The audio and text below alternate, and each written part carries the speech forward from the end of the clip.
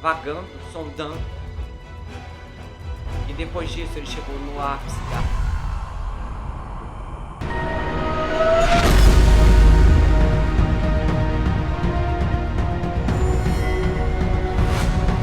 E aí pessoal, bem-vindos a esse canal, eu sou o Gustavo Negreiro, seu psicanalista favorito, e hoje estamos em mais um episódio do Na Mira, pois essa temporada tá explosiva. E o caso de hoje, que caso é esse? Olha, é um caso único, e aqui tem muita reviravolta e detalhes extremos que eu trago exatamente pra vocês conferirem, e eu tenho certeza que vocês vão gostar, viu? Mas antes eu queria passar um recadinho muito especial pra você. O último lugar para se procurar um serial killer é no hospital.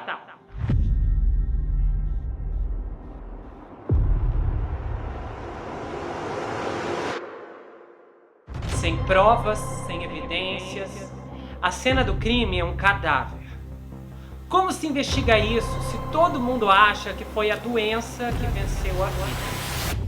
Na próxima minissérie do 24 Horas na Mira, dia 27, você vai ter que segurar o fôlego para poder respirar em um enfermeiro da noite.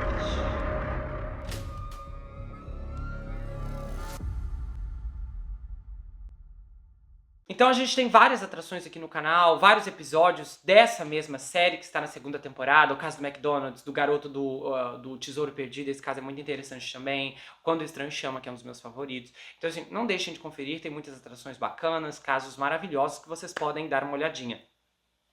E entre as várias minisséries que temos, você encontra vários links dessas atrações. Todos estão no primeiro comentário, ou você pode ir na página inicial, é super fácil. As categorias são organizadíssimas, ou você vai direto na página de playlists, que também está tudo por lá. Você clica, assiste, não tem problema. Se precisar de ajuda, é claro que eu estou aqui para lhe encontrar, ok? E neste momento eu gostaria de agradecer a Regiane Evangelista, que fez uma doação através do Valeu, o mecanismo disponibilizado aqui pelo YouTube. Eu fico muito feliz, grato, e eu sinto a gentileza do seu carinho, você está sempre aqui, eu fico contente com o seu apoio, e eu fico muito feliz em receber todas essas sementes, e eu desejo que você possa colher na sua vida também. E a gente vai começar esse caso agora. Faltavam poucos minutos para as 18 horas do dia 12 de março de 2011. O sargento Rick Montgomery 4 outros investigadores chegaram a uma modesta casa modular no lago, em Corsicana, a 80 quilômetros do sul de Dallas. E eles tinham perguntas sobre uma mulher de 62 anos que estava desaparecida. Quando a casa da mulher foi incendiada e seus restos mortais não foram encontrados nas cinzas, as equipes de busca vasculharam as encostas circundantes. Jeffrey Maxwell disse aos policiais que a sua casa estava uma bagunça. Ele saiu e fechou a porta atrás dele. Ele era um homem grande, 1,80 m, quase 90 quilos. A estrutura dele era ampla. Ele sorriu para os investigadores que o esperavam na pequena varanda da frente. Havia helicópteros com câmeras de detecção de calor e grades em constante expansão. Depois de alguns dias, a polícia descobriu que eles estavam procurando um cadáver. Então eles levaram cães cadáveres e bombas para drenar 2 lagoas próximas. Mas ainda não havia sinal da mulher. Então, 8 dias após o incêndio, um cheque de $500 foi compensado em sua conta. Estava endereçado ao Jeffrey Maxwell e datado há uma semana. Quando a polícia soube que o Jeffrey possuía um hatchback azul com a descrição de um visto por um vizinho no dia do incêndio, eles conseguiram um mandado de busca para o carro e dirigiram mais de 160 quilômetros de Watford para interrogá-lo. Um gravador digital no bolso do investigador Montgomery captou toda a conversa. Estamos conversando com várias pessoas que conheciam o Sr. Louis Persson. Você está familiarizado com quem ela é? E ele disse sim, ela costumava ser minha ex-vizinha. Então, estamos conversando com todos que moravam nessa área, todos que estiveram nessa área recentemente. Faz muito tempo que eu não vou lá. Você não foi? Não, não. Quando foi a última vez que você teve algum contato com a senhorita Pearson? Bem, ela me mandou um cheque aqui. Aí ele para pra limpar a garganta. Ela me devia algum dinheiro. E ele não perdeu o ritmo. E pelo que ela devia dinheiro a você? Então, há muitos anos atrás, eu emprestei a ela algum dinheiro, mas eu não consigo me lembrar a quantia exata. Era alguns milhares de dólares. Eu acho que senti pena dela. Então o Rick pergunta: você está disposto a ir conosco ao escritório do xerife? E então, a porta se abre.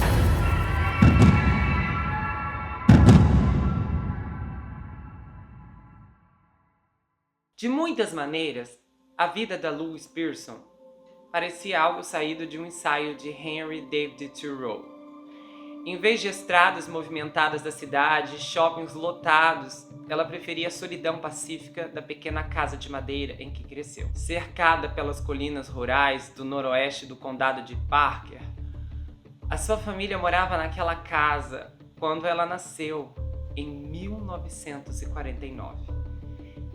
E exceto pelos 2 anos em que passou em Turton Estate, onde ela e sua mãe dividiam um apartamento, a Louise Pearson nunca se mudou. Ela se contentava em viver com uma renda modesta que recebia alugando seus 60 acres para um homem com gado. Nos dias quentes, ela passeava pelos pastos com seus gatos e alimentava as vacas. Ela sempre foi confortada pelos animais, pela natureza. E ela sempre pensou que havia tantas coisas na sociedade que eram prejudiciais. Depois que a sua mãe faleceu, a Louise tornou-se ferozmente autossuficiente. Quando os canos congelaram há alguns anos atrás, em vez de contratar um encanador, ela decidiu viver sem água encanada, retirando ela mesma jarras de água de um poço. Muitas das luzes da casa também pararam de funcionar há algum tempo. Então ela carregava uma lâmpada velha, presa a um cabo de extensão, de cômodo em cômodo, enquanto cuidava de seus afazeres diários. Ela cresceu como uma batista devota. Todos os domingos, ela ia de carro à igreja. E uma vez por mês, ela ia a Mineral Wells, a cidade mais próxima com lojas, para comprar mantimentos e lavar suas roupas na lavanderia. Ela dirigia o seu Nova 1970, que havia comprado durante seu primeiro ano como professora primária. Aos domingos, quando o Nova não pegava, ela ia e voltava a pé. Uma viagem de 30 quilômetros de ida e de volta. Ela se livrou de sua televisão há várias décadas e, durante muitos dias, passava sem qualquer interação com outro humano. Ela nunca teve um namorado e, na verdade, ela nunca esteve sem roupa na frente de um homem, nem mesmo de um médico. E ela conheceu, então, Jeffrey Maxwell em 2001, não muito depois que ele comprou a propriedade a oeste dela. E o Jeffrey estava com quase 40 anos na época e a Louise com 50 e poucos. E eles conversavam. Ele acenava quando passava pela casa dela, e uma vez ele ajudou a emprestar um trator para o campo nos fundos, e como agradecimento, ela lhe trouxe uma cesta de legumes frescos e frutas, porque ela odiava se sentir em dívida com alguém. E uma vez o Jeffrey a convidou para o encontro, para jantar. Eu me sinto estranha, mas eu agradeço. E dispensou. Então, em uma tarde, ele apareceu na casa dela, pulou do carro e disse: "Eu quero que você me beije." Ela se sentiu insultada. O sorriso de expectativa no rosto dele a deixou com raiva. "Nunca mais venha à minha casa. Você não é bem-vindo." E ele se mudou um pouco depois disso, em 2005. Mas, para sua surpresa, ela o viu mais uma vez antes de partir. A conversa deles foi breve e civilizada, e ele parou para mostrar a ela fotos da casa modular que ele estava construindo no Richland, em Chambers, fora dos limites da cidade, e a vida seguiu.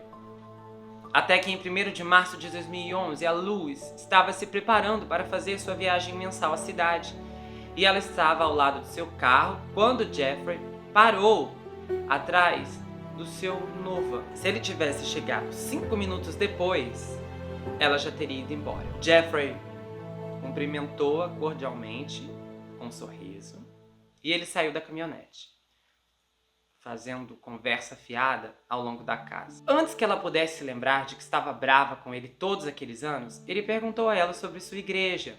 Enquanto ela falava, ele se moveu lentamente em direção a ela. Ela se afastou devagar.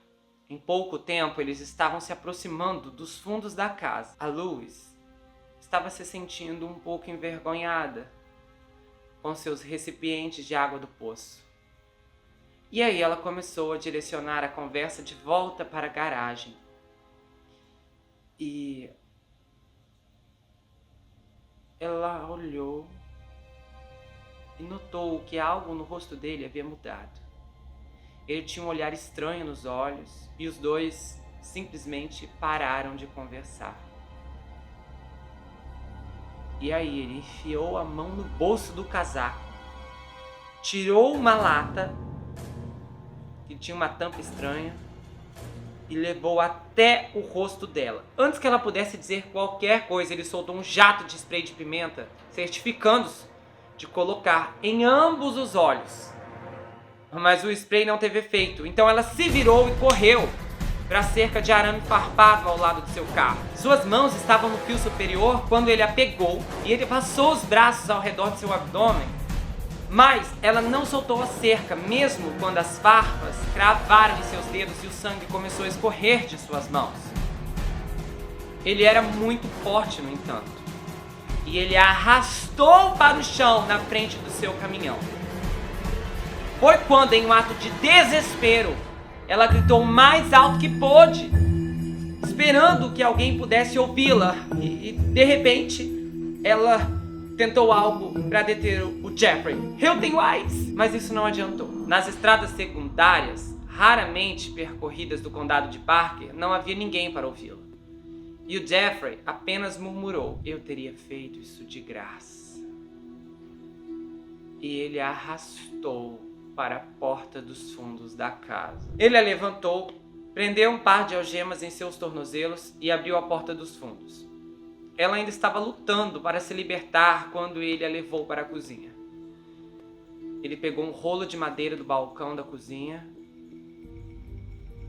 e bateu nela, no lado esquerdo da cabeça. Quando ela não caiu, ele balançou novamente, ainda mais forte. Dessa vez, ela atingiu o lado direito e ela foi para o chão. Ela podia sentir seus olhos se fecharem quase imediatamente, mas ela não parou de tentar fugir até que ele pegou sua grande faca de açougueiro. Ela ficou parada, tonta e sangrando no chão da cozinha. Ele perguntou a ela onde ela guardava a fita adesiva. Ela ficou em silêncio. Ele perguntou novamente, e novamente ela ficou quieta. Então ele puxou o longo fio de extensão de sua lâmpada e começou a cortá-lo em seções. E ele a acompanhou até a sala de estar e usou as tiras de extensão para amarrá-la a uma maçaneta. Ela o observou enquanto ele voltava pela cozinha e saía pela porta dos fundos. E ela o ouviu caminhando em direção aos carros. Ele se foi há apenas alguns segundos, quando ela foi capaz de tirar os pulsos das gravatas. Ela sempre teve pulsos muito pequenos. Então ela se levantou e saiu correndo pela porta na direção oposta. No momento em que ele voltou para casa, percebeu que ela tinha partido. Então ele entrou em sua caminhonete para persegui-la. Ela já tinha andado várias centenas de metros pela estrada, mesmo com as algemas em seus tornozelos. E ele acelerou atrás dela, levando o carro para fora da estrada. E então ele surgiu na frente dela, cortando-a. E ele saiu do carro com uma pistola na mão. Agora a gente vai pro plano B. O olhar em seu rosto aterrorizou a Luz. Ele abriu o portão de carga na parte de trás do caminhão e a empurrou para dentro.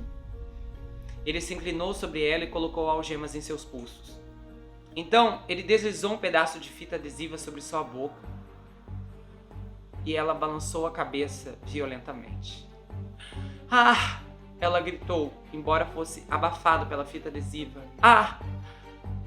Ele olhou para ela, finalmente no controle, e sorriu.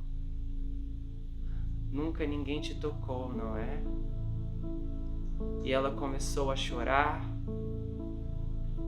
E ele imitou seus gritos, zombando dela. Então ele fechou a porta e sentou atrás do volante. Enquanto se afastava, ele disse a ela que teria que voltar e queimar sua casa. E ela, por favor, não queima minha casa. Mas ela sentiu o veículo parar na estrada. E ele a observou pelo espelho retrovisor e disse: eu quero que você deite de costas. Ainda era de dia, no entanto. E ela esperava que talvez, se pudesse levantar as pernas e os motoristas que passavam pudessem ver suas algemas, eles de repente poderiam ajudá-la. E toda vez que ela levantava as pernas, ele gritava com ela e dizia que iria encostar o veículo e então ceifá-la.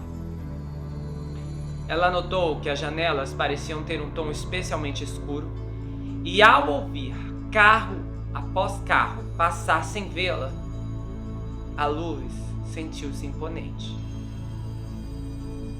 Ela pensou em jogar o pneu sobressalente e acertar o Jeffrey, mas imaginou que isso só o deixaria mais irritado.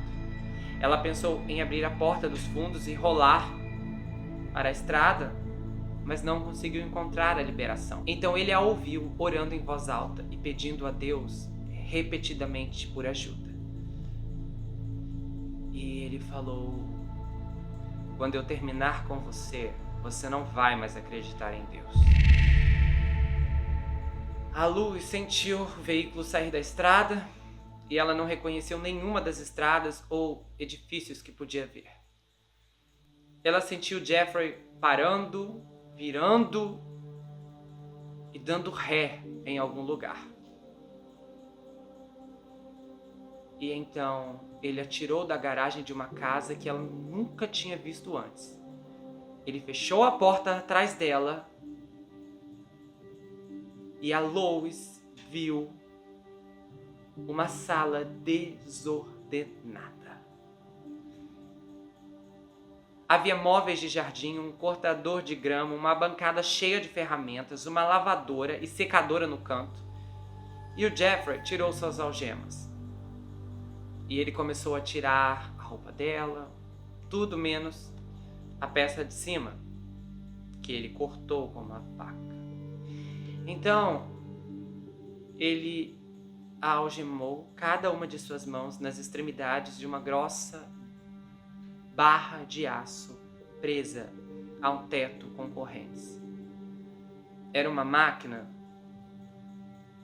usada para esfolar animais. Confusa, ela ouviu apertar um botão em uma caixa de controle amarela presa por um cabo ao mesmo ponto no teto que as correntes. Ela sentiu seus braços serem levantados primeiro. Então, ela sentiu seus ombros puxados com força para cima. O motor no teto zumbia, enquanto ela se movia cada vez mais alto. Quando ele ligou o interruptor novamente, ele parou e ela podia sentir suas pernas balançando no ar. O Jeffrey sempre foi capaz de se livrar de problemas. Seja queimando sua casa pelo dinheiro do seguro, ou atirando em seus animais para não alimentá-los, ou muito, muito pior, o Jeffrey, de uma forma ou de outra, sempre evitou a punição. Certa vez, ele se gabou à polícia, que começou a roubar peças íntimas femininas quando era adolescente e levou entre 30 e 40 pares em sua vida sem nunca ser pego.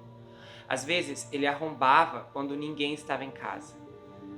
Outras vezes, ele se desculpava para usar o banheiro durante o jantar e enfiava a mão no cesto de roupa suja. Ele teve muitos empregos ao longo dos anos. Ele trabalhou como mecânico de avião, como vendedor de ração e como guarda prisional. Quando ele tinha 18 anos, Jeffrey se casou com a sua namorada, Rita.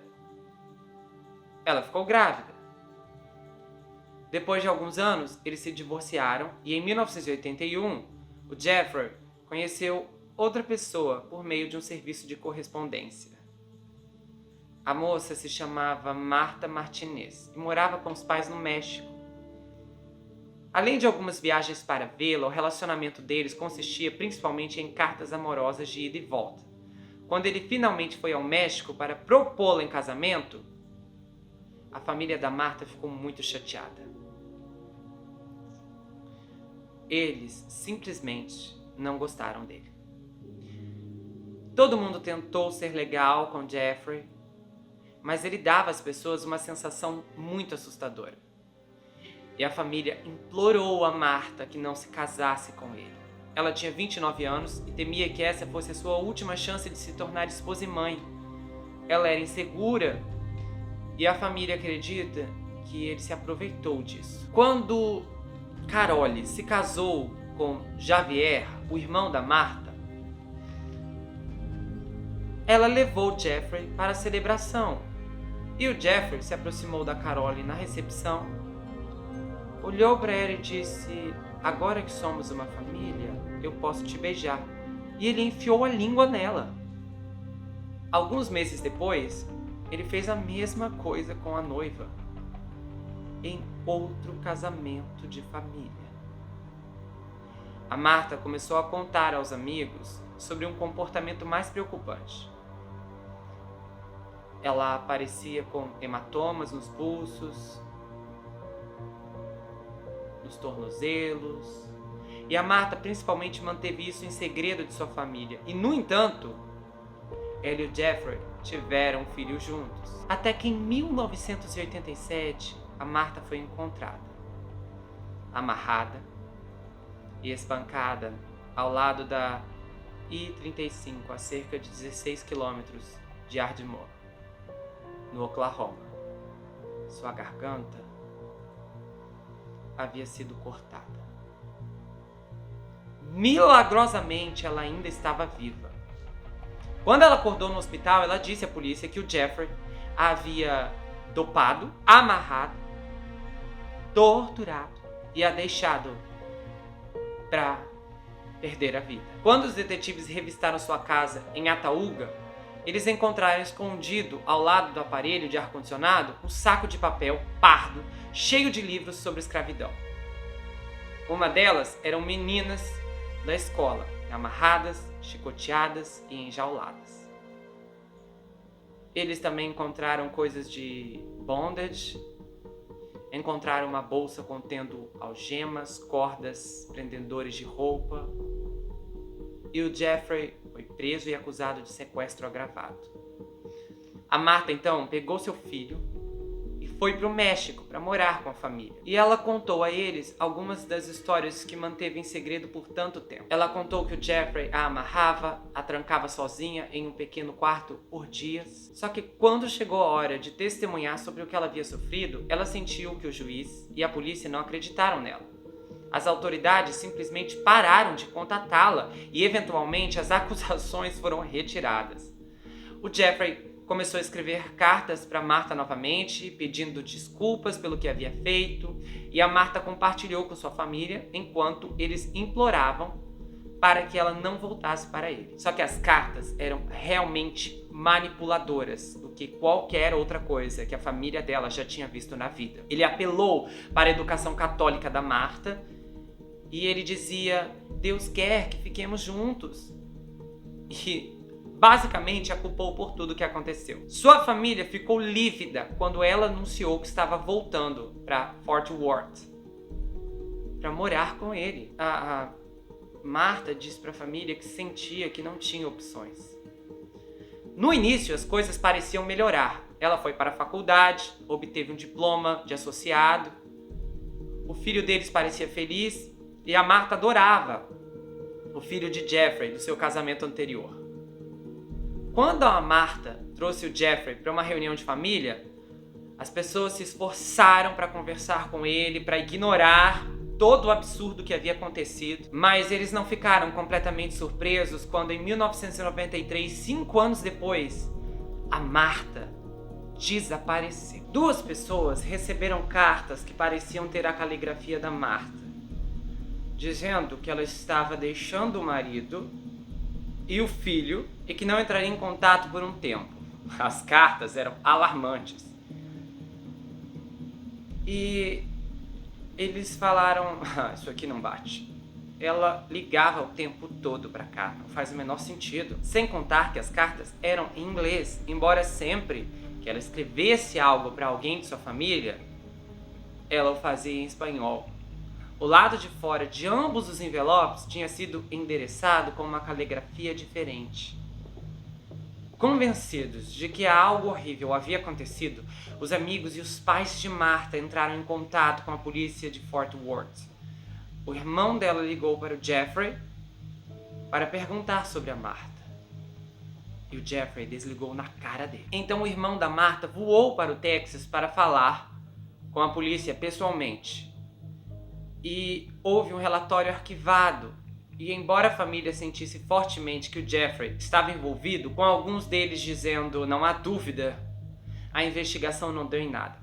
Anos depois, quando a polícia perguntou se ele havia feito algo que pudesse ter resultado no fim de sua esposa, ele disse não intencionalmente. Em 1995, ele pediu o divórcio ao tribunal, citando o desaparecimento de Martha. Logo depois, ele se casou novamente com a Rita, a primeira esposa, que já tinha 3 filhas pequenas de outro casamento. Mas 2 dias antes do seu segundo casamento com a Rita, ele violou uma outra mulher.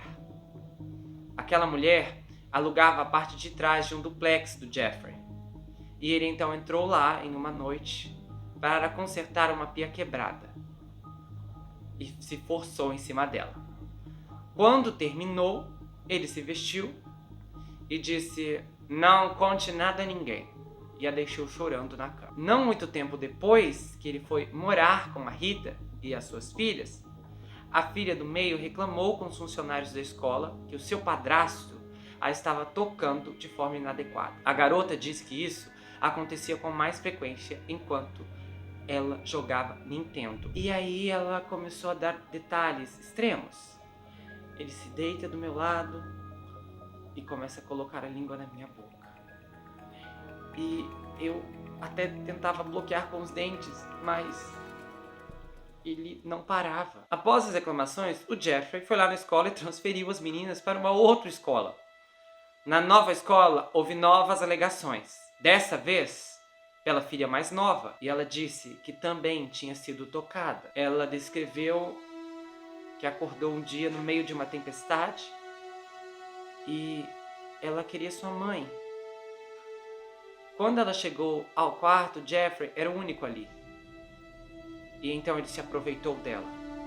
A apalpou por toda parte, até que viu os faróis da esposa na entrada da garagem. E aí ele disse, volta para sua cama. Dessa vez, o serviço de proteção à criança insistiu que Rita levasse as meninas e saísse de casa.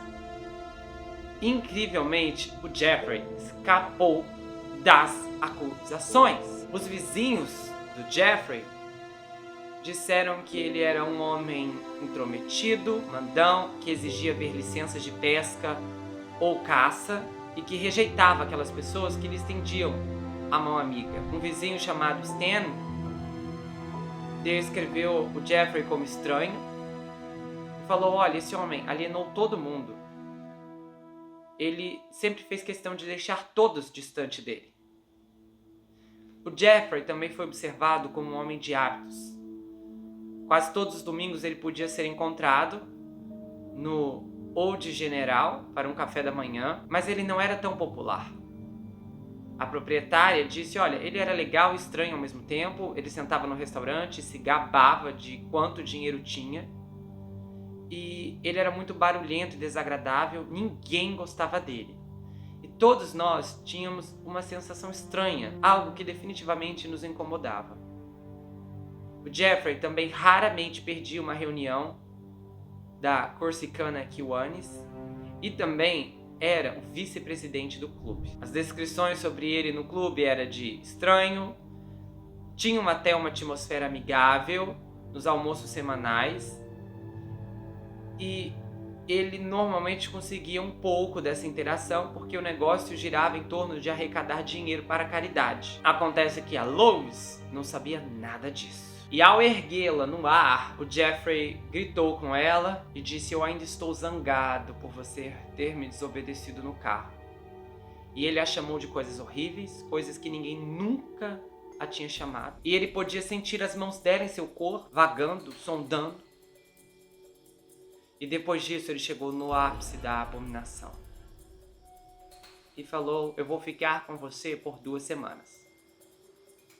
Então ele começou a bater nela.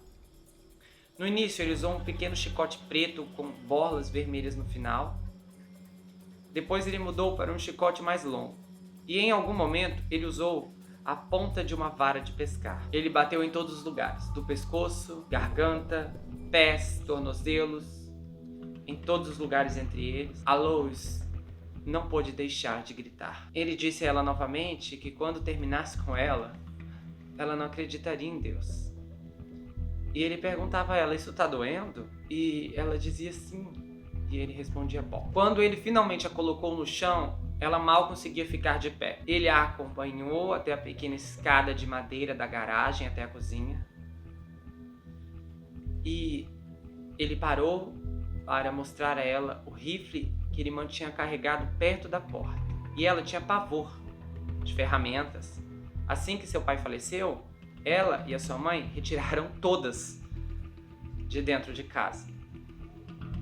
Jeffrey a acompanhou até o banheiro e disse para ela se limpar.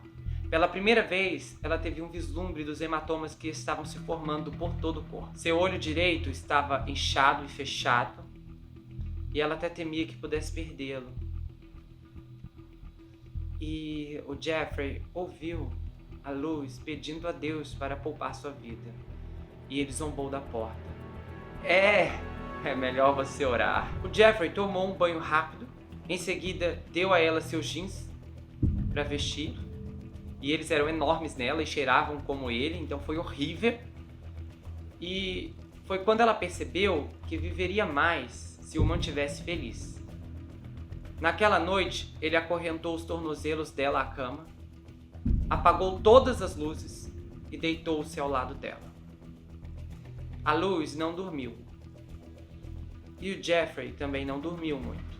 Toda vez que ela se virava para olhar em sua direção, ela via seus grandes olhos de coruja olhando para ela através da escuridão. Era sua primeira noite fora de casa em mais de 40 anos. Quando amanheceu no segundo dia, o Jeffrey disse a ela que precisava ir à loja. E ele disse que precisava de mais cadeados. E aí ele a levantou e caminhou com ela em direção à garagem. Ela pensou que ele estava colocando-a de volta na máquina e então começou a chorar: "Por favor, não, por favor, não."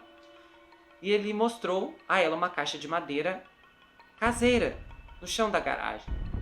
Parecia um caixão. E ela notou que a madeira cheirava e parecia ser nova.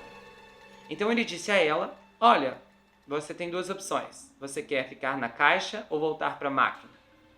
A decisão dela foi instantânea. Ela teria feito qualquer coisa para evitar voltar à máquina. Ele colocou um anel de metal em sua boca para amordaçá-la e fechou a alça presa através de sua cabeça. Então ele algemou seus pulsos e tornozelos e disse para ela se deitar na caixa. Através da mordaça, ela expressou sua preocupação com o ar.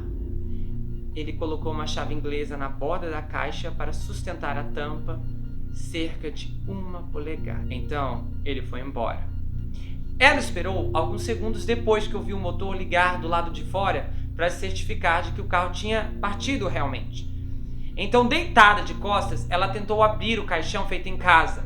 E ela empurrou e chutou E ela tentou até que seus joelhos ficassem pretos por causa do hematoma, mas não podia fazer nada além de arrancar a chave e se trancar na escuridão. E ela não perceberia até que ele voltasse com as novas fechaduras que ele havia movido a caixa para debaixo de uma bancada pesada. Quando ele voltou, ele a trouxe para o quarto, tirou suas roupas e ele a colocou na cama e repetiu o horror. Logicamente, ela sofreu muito, fisicamente falando. E quando ela estremeceu de dor, ele perguntava: "Você quer que eu te leve para a garagem e te pendure na máquina de cabeça para baixo?" Então, depois disso, ela tentou não fazer barulho. Quando ele terminou, ele algemou a perna dela na cama novamente.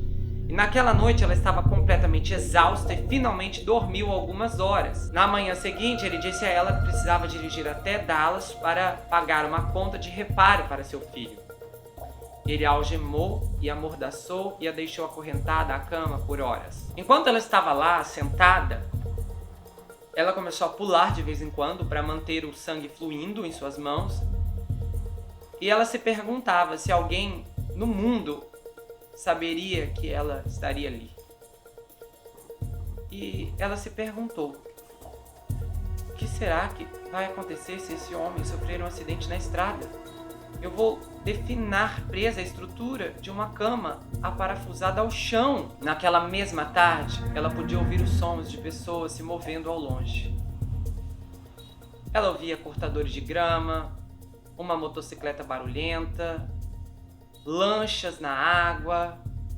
E ela gritou e gritou e gritou por socorro, mas ninguém a ouvia através da mordaça. Quando Jeffrey voltou naquela tarde, ele gritou com ela porque ela havia molhado a cama e depois zombou dela. Quando ele removeu a mordaça do anel de metal, a Lois percebeu que os seus dentes da frente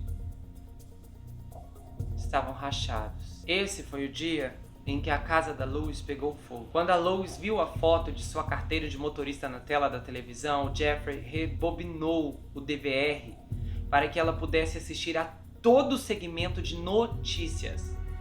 A Lois soube que a sua casa havia desaparecido e que ela havia sido declarada desaparecida e que então havia pessoas procurando por ela. E uma rotina começou. Ele a atacava intimamente pela manhã e ela fazia uma oração regular que recitava: "Por favor, Deus, não deixe o Jeff tirar minha vida." E ela dizia isso de novo e de novo, às vezes em sua cabeça, às vezes em voz alta. E à medida que a rotina prosseguia, ela notava que ele parecia menos zangado com ela. Ele até sorria às vezes enquanto fazia mingau de aveia para o café da manhã. Além de orar, a Lois continuou procurando uma oportunidade de escapar, ou no mínimo mudar o equilíbrio de poder. Depois de dias sendo atacada intimamente e forçada a realizar atos vis, ela encontrou essa oportunidade. No 7º dia do cativeiro, ele pulou em cima dela e ela disse: "Eu não quero." E ela então disse: "Não cometerás adultério." E ele falou: "Deus não vai usar isso contra você." Quando ele se pressionou em cima dela, o Jeffrey colocou sua boca contra a dela. Ela mal conseguia respirar. E foi quando ela decidiu adotar uma abordagem diferente. Os pais dela sempre disseram que ela carregava um germe de bronquite na boca. É uma das razões pelas quais ela nunca beijou meninos quando era jovem. Então ela empurrou o máximo de saliva possível na boca do Jeffrey. Foi uma manobra que ela chamou de guerra de vermes. Não há como saber exatamente o porquê isso aconteceu, mas no dia seguinte, o Jeffrey acordou com febre e calafrios. Ele estava pálido e mal conseguia sair da cama. Ele não a violou novamente. Certa manhã, ele exigiu que ela lhe passasse um cheque. E ele disse a ela: "Olha, pode datar em 2 de fevereiro. Que era um mês antes. E ele ainda falou: "Eu quero que você escreva 'Obrigada pelo empréstimo, Jeff', na linha do memorando." E depois assim, ele ainda olhou para ela e disse: "Querida, os mantimentos não são baratos." Ela propositalmente estragou sua primeira tentativa, rasgando o cheque e colocando os pedaços em sua bolsa. E ele disse a ela para começar de novo. Desta vez, ela escreveu pagamento do empréstimo, em vez do que ele havia pedido. Quando ele ficou bravo, ela culpou seus dedos doloridos. E ele saiu naquela tarde e pagou. Ele já havia tirado $60 em dinheiro da carteira dela. O dinheiro da viagem que ele fez à cidade. E ela jejuava a cada 2 dias, bebendo apenas água do sol, ao pôr do sol, porque sentia que isso a aproximava de Deus. Então ela esperava que, de repente, com o dinheiro que estava fornecendo a ele, pudesse lhe garantir mais alguns dias. No início, a Luz perguntou ao Jeffrey se ele tinha uma Bíblia e ele trouxe uma antiga que pertencia a seu pai. Ela pediu para ler e no início ele insistiu em virar as páginas para ela. Logo, porém, ele simplesmente entregaria a ela e a deixaria sentar no chão e ler o dia todo, enquanto ele assistia a velhos filmes de faroeste ou ficção científica. De vez em quando, ele a interrompia e dizia: "Vem, senta aqui no meu colo." Mas depois de alguns minutos, ele dizia: "Você está ficando muito pesada." E ela retomava a leitura de onde havia parado. Ele começou a confiar mais nela e ela a mantinha cada vez menos acorrentada pela casa. Um dia, ela notou que ele deixou o celular no banheiro e ela pensou em pegá-lo e usá-lo para pedir ajuda. Mas ela nunca tinha usado um telefone antes. Então, ela pensou: não vai dar. E ela pensou: se eu fizer algo errado, ele não vai mais confiar em mim e vai me colocar de volta na máquina. Então era melhor desistir, e foi o que ela fez.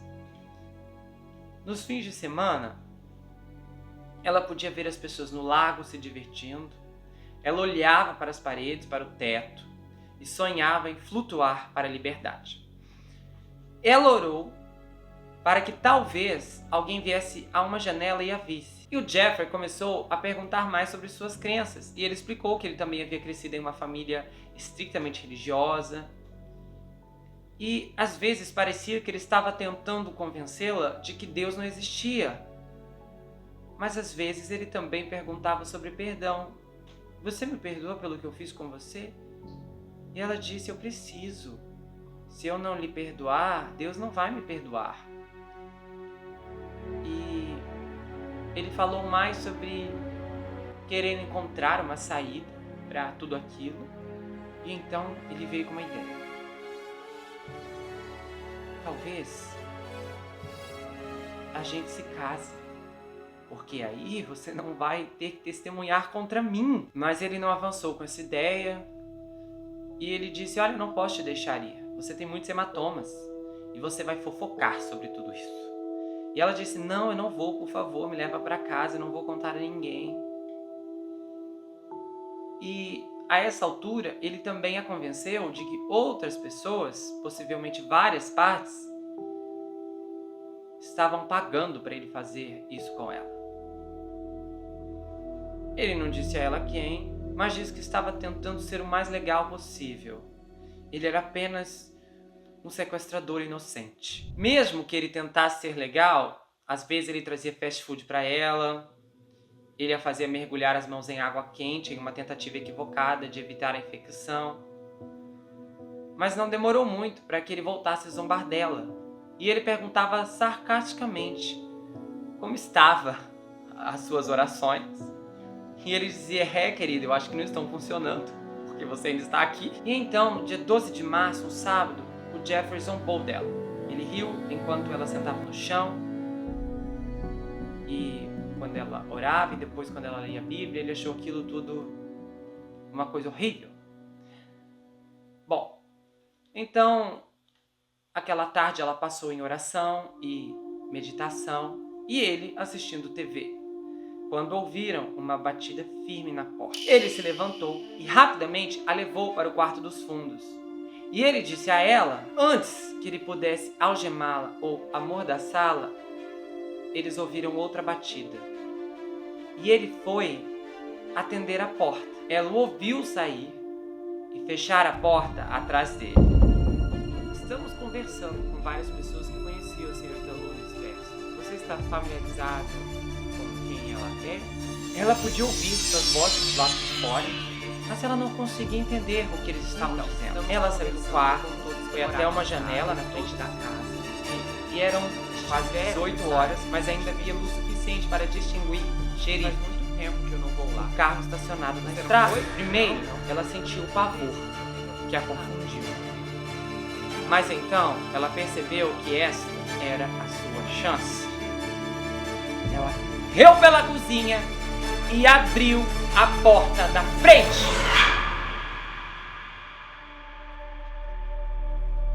Eles ouviram a voz aguda de uma mulher mais velha, dizendo: "Estou aqui!" A mulher era frágil, curvada, o cabelo sujo, o rosto coberto de hematomas, e ela mancou rapidamente, passando pelo Jeffrey em direção aos oficiais. E embora o Rick Montgomery estivesse carregando a foto da Lois, ele não a reconheceu e disse: "Quem é você?" Antes que ela pudesse responder, um dos homens atrás do Rick gritou em choque: "É ela!" E ela disse: "Sou eu, Louis Pearson." Ela disse com seu doce sotaque texano.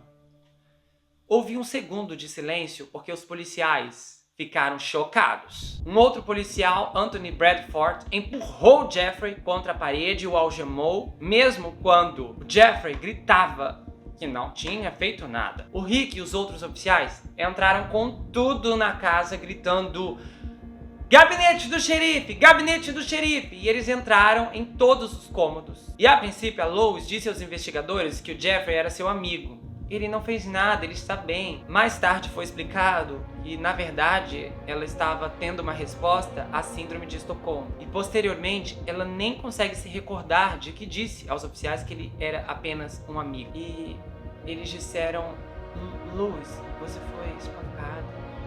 E ela disse: "Não, ele é meu amigo." E ele disse: "Eu não fiz nada. E eu tô com o meu pé ruim." Poucos minutos depois, uma vez que ela foi levada para longe, a Lois recobrou a consciência. E ela disse: ele pegou, bateu, colocou coisas em mim." E inicialmente, os investigadores não tinham certeza do que ela queria dizer quando falou sobre a máquina. Mas quando revistaram a casa e encontraram um guincho, eles perderam o chão. Eles também encontraram chicotes, correntes, algemas, 4 brinquedos íntimos, fitas horrorosas, sangue nos lençóis, no chão e em várias peças de roupa pela casa. A polícia também encontrou 2 armários altos cheios de conteúdo íntimo, filmes, livros, revistas. A cômoda do quarto dele era entupida de material adulto, assim como a mesa da cabeceira e a prateleira de cima do armário do quarto. Filmes de fetiche de escravos estavam empilhados ao lado de fotos de família na garagem. E sem contar que eles acharam a caixa de madeira. O xerife disse: "Olha, eu não tenho dúvidas de que ele iria ceifar. Ele não tinha outras opções. Se os nossos homens aparecessem um dia depois, quem sabe o que teríamos encontrado? Em todos os meus anos de aplicação da lei, eu nunca vi nada assim." E ele chamou a cena de uma casa dos horrores, e o caso rapidamente ganhou atenção internacional. O caso da Lois foi comparado ao de um incêndio em uma casa e desaparecimento de uma mulher em Asley, nos anos 2000. Posteriormente, esse caso foi associado ao Jeffrey. Era uma moça chamada Amélia Martinez Smith, que trabalhava em uma empresa de táxi, e ela deixou o local depois do seu turno, que terminou às 22 horas, do dia 3 de fevereiro de 2000, e as autoridades acreditam que ela dirigiu até o seu trailer em Edford, e pouco depois, o marido, que estava visitando sua mãe na época, e os seus filhos também não estavam na residência. Vizinhos relataram que o trailer dela estava em chamas por volta das 4 da manhã. Quando as autoridades chegaram à residência, ela estava totalmente consumida pelas chamas. Mas os investigadores descobriram que alguém também tentou incendiar o interior do veículo dela, que estava localizado perto de sua casa. Ela residia sozinha na época e as autoridades não conseguiram descobrir evidências. E sugeriram que ela foi vítima do incêndio.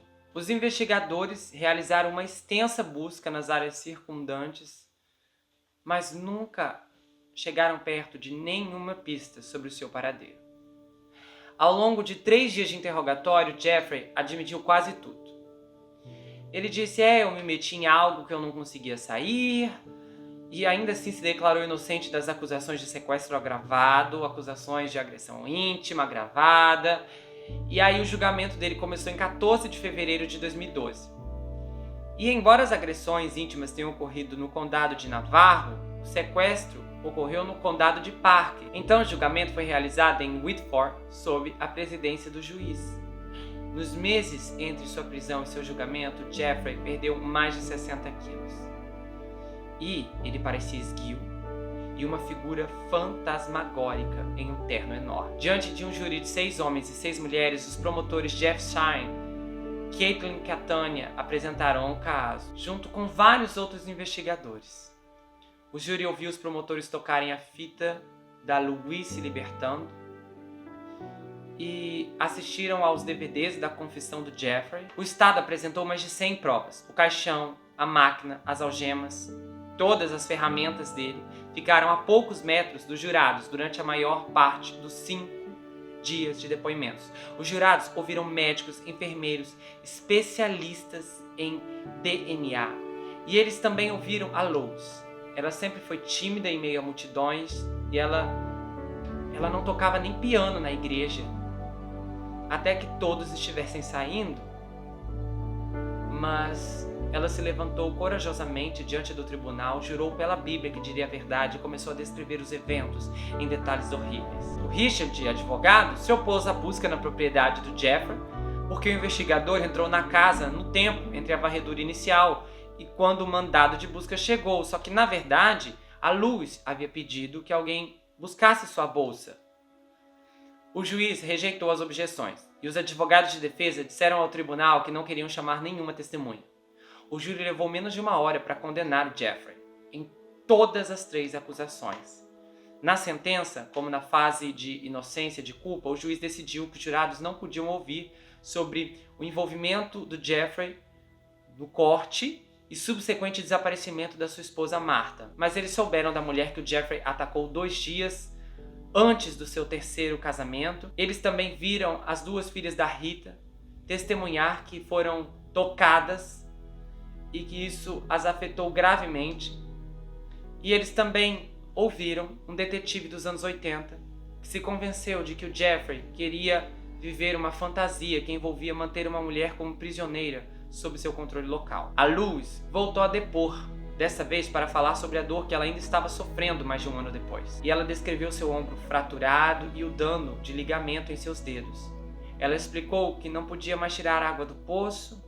Ela falou sobre os seus 3 gatos que perderam a vida no incêndio, o Bluey, o Black e o gatinho de Bluey. A pior parte para Louis foi que ela disse que sempre acreditou que se permanecesse intocada por toda a eternidade, ela teria uma recompensa especial por isso. E ela disse, ele tirou isso de mim. E ela disse também que tentava não pensar muito sobre aqueles dias sombrios e que a sua vida estava lentamente voltando ao normal.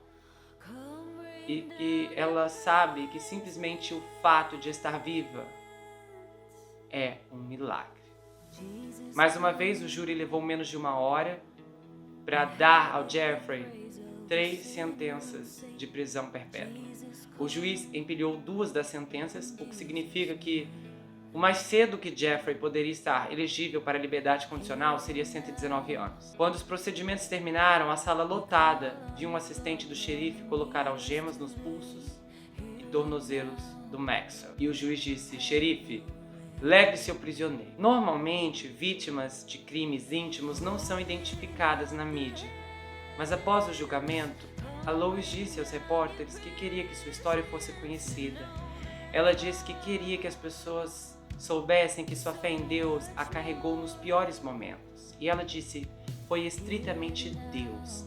Deus respondeu às orações e me ajudou a superar isso. Após seus 12 dias em cativeiro com Jeffrey, a Louis ficou apenas com lembranças de sua vida anterior. Porque ela disse, ele tomou muito, Não apenas a casa, as roupas, o carro que ela amava, mas todas as suas posses terrenas. Sua velha máquina de escrever, seu piano, as partituras de sua mãe, estantes de álbuns de foto. Ela não tinha mais uma foto de seu pai. E ela, na época, ela disse: olha, eu ainda estou lutando com o perdão e eu também vou às sessões semanais de aconselhamento, porque eu não quero perder o céu e não vou perder o céu por causa daquele homem. Às vezes ela se perguntava por que o Jeffrey a escolheu, ou o que ela poderia ter feito diferente. E foi-lhe dito que o Jeffrey sabia que ela poderia passar dias sem que ninguém percebesse. E que ela era a vítima perfeita. E aí ela se perguntou: se ele não tivesse incendiado a minha casa, será que alguém saberia que eu sumi? E ela sabia que muitas coisas poderiam ter sido diferentes e que facilmente ela poderia ter perdido a vida. Com 63 anos, ela começou lentamente a reconstruir sua vida. A sua igreja arrecadou mais de $17 mil para comprar um pequeno trailer para sua propriedade. Não é a casa em que ela cresceu, mas a velha casa de madeira tinha buracos no chão onde cascavéis e roedores às vezes subiam. Era quase impossível aquecer a casa no inverno, mas o novo trailer era todo lacrado e aconchegante nas noites frias. A igreja até lhe deu um piano novo e ela ainda não tinha carro, mas também tinha um telefone e ganhava carona com seus amigos. Ela disse: olha, antes do sequestro, eu raramente falava com alguém.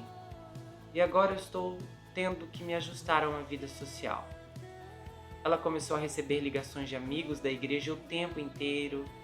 E ela conversava com seus vizinhos quase todos os dias.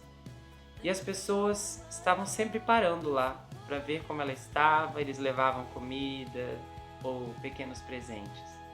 Os membros da congregação pediram que ela cantasse na frente da igreja. Nos velhos tempos, ela nunca teria considerado isso, mas ela estava pensando. E ela disse: olha, eu gosto dessa sensação de fazer as pessoas felizes. Eu ainda aprecio a quietude da natureza, mas também gosto de passar tempo com os meus novos amigos.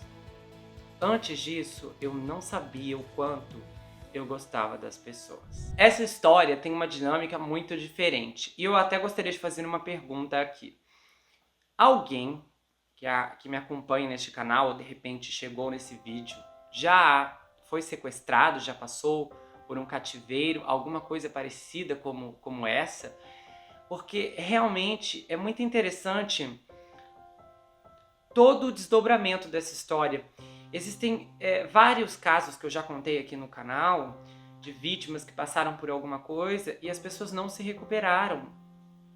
E esse caso aqui é diferente porque a fé dessa mulher é muito chocante. Ela teve uma postura em cativeiro e foi impressionante. E às vezes a maior parte das vítimas de sequestro não reagem bem. E é importante ter essa capacidade, essa inteligência de contornar a situação.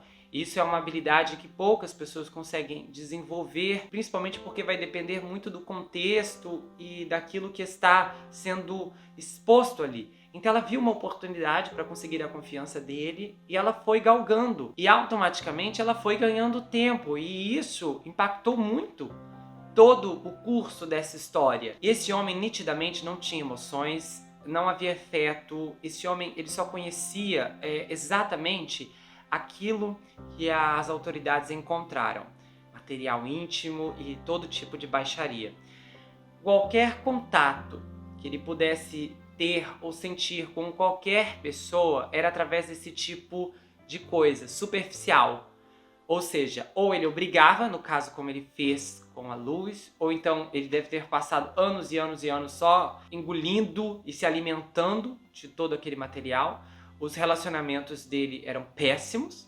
E até vale aqui comentar, gente, aquela Marta, olha, eu vou falar uma coisa pra vocês. Eu acho que esse é o maior absurdo que eu já ouvi numa situação como essa.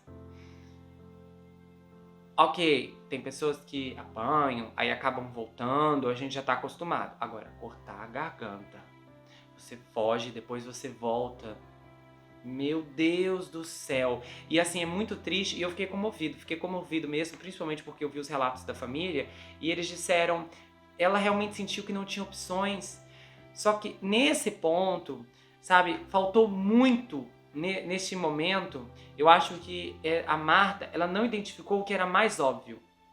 Se ele era capaz de fazer isso com ela, o que ele poderia fazer com o filho? O que, em tese, não aconteceu mesmo com o filho, porque o filho está vivo. Mas ele acabou com a mãe e o trauma que esse garoto vive, o legado que ele carrega até hoje é insuportável. Porque eu já comentei aqui, tem uma análise minha que eu falo, eu destrincho bem como funciona a cabeça das pessoas que têm entes queridos desaparecidos. Então, o processo psicológico, ele é muito violento. E, se eu não me engano, eu fiz essa análise na época, em um dos episódios iniciais lá da Gabi Petito. Deve ser o 3º ou 4º episódio. E você também pode encontrar essa análise no canal de cortes. Pessoas desaparecidas já vai aparecer.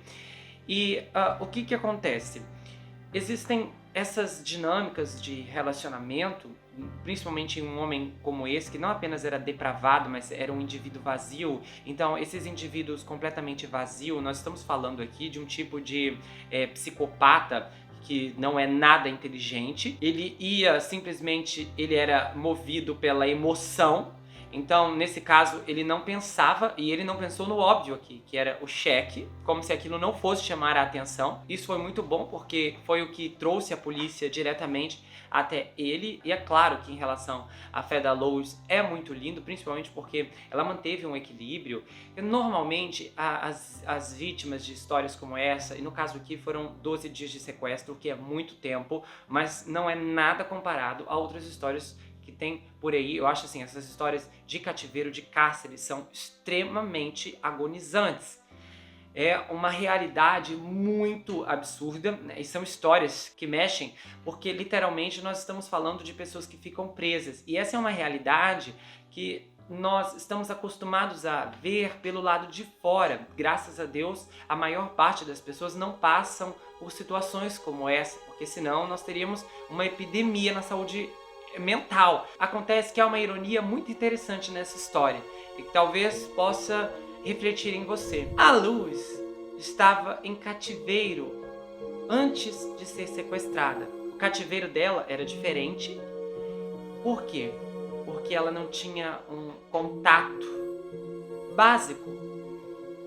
Você pode observar pelo fato dela não conseguir tocar piano enquanto não tiver certeza que todas as pessoas tivessem saído da igreja. Ou seja, ela pode ter sido muito protegida pelos pais e ela desenvolveu uma espécie de timidez tão aguda, tão elevada, que ela se fechou e se trancou, impedindo as pessoas de conhecer uma pessoa tão maravilhosa como ela. E essa experiência no qual ela foi submetida trouxe essa lição. E uma lição muito importante, que mesmo em uma idade mais avançada, de 63 anos, ela poderia começar de novo e de um jeito novo, abrindo as portas do seu coração para as pessoas entrarem. Quando ela foi liberta do cativeiro do Jeffrey, ela também saiu do seu próprio cativeiro. Era um cativeiro diferente. Era um cativeiro mais simples. Era um cativeiro pessoal. Limites que ela não tinha coragem de romper, ou que ela não gostava de romper, porque ela não sabia o que estava do outro lado. Mas chegou um momento em que a realidade que ela não conhecia e o que ela estava vivendo colidiram. E se encaixaram exatamente com a fé dela, que elevou o que ela acreditava e o que ela ainda poderia descobrir. Porque, como eu ouvi uma vez, apenas um risco real testa a qualidade de uma fé. Se você gostou desse vídeo, se inscreve no canal, ativa o sininho, compartilha, dá o seu like, passa esse vídeo pra frente, é importante, tá? Se você quiser saber mais sobre mim, adquira meu livro Perfeito Estranho, já está disponível lá no meu site. Você pode falar comigo pelo Instagram também. Tem uma reviravolta no sequestro aqui que você nunca viu em nenhum lugar e vai ver apenas nesse livro. Pois é, se prepara, Perfeito Estranho está aguardando você. Você pode me seguir pelo Instagram, Gustavo N Psicanalista. Você pode também participar do grupo no Telegram, envio áudios exclusivos, a gente conversa, tem muita interação por lá e é muito bacana. E também tem o canal de cortes, as análises são recortadas, postadas por lá. Você pode conferir, tem muito material bacana. A gente se vê no próximo caso, não esqueça que aqui você sempre vai ter um amigo. Até mais, pessoal!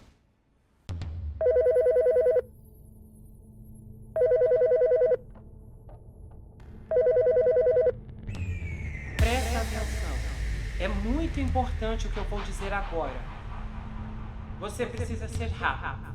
Se quiser que seus pacientes permaneçam vivos, você tem que retirar agora o novo enfermeiro que foi contratado para o turno da noite.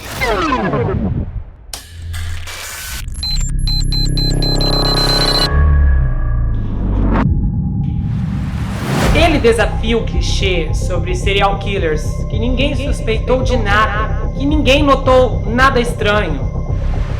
Esse não é o caso aqui. Onde quer que ele fosse, as pessoas achavam seu comportamento errático, suspeito e até criminoso. Em retrospectiva, sua vida parece um rastro de sinalizadores, alertando para a instabilidade e a capacidade de prejudicar a si mesmo ou aos outros.